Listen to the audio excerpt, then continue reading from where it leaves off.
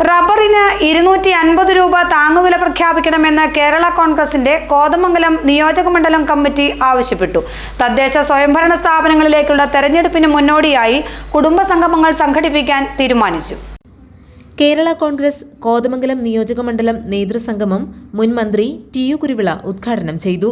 റബ്ബറിന് 250 രൂപ താങ്ങുവില പ്രഖ്യാപിക്കണമെന്ന് സമ്മേളനം ആവശ്യപ്പെട്ടു. LDFന്റെ പ്രകടന പത്രികയിലെ ഈ വാഗ്ദാനം ഉൾപ്പെടെ ഒരു കാര്യവും നടപ്പാക്കിയിട്ടില്ലെന്നും യോഗം ചൂണ്ടിക്കാട്ടി. തദ്ദേശ സ്വയംഭരണ സ്ഥാപനങ്ങളിലേക്കുള്ള തെരഞ്ഞെടുപ്പിന് മുന്നോടിയായി പാർട്ടി മത്സരിക്കുന്ന വാർഡുകളിൽ കുടുംബസംഗമം സംഘടിപ്പിക്കും. President A.T. പൗലോസ് അധ്യക്ഷത വഹിച്ചു.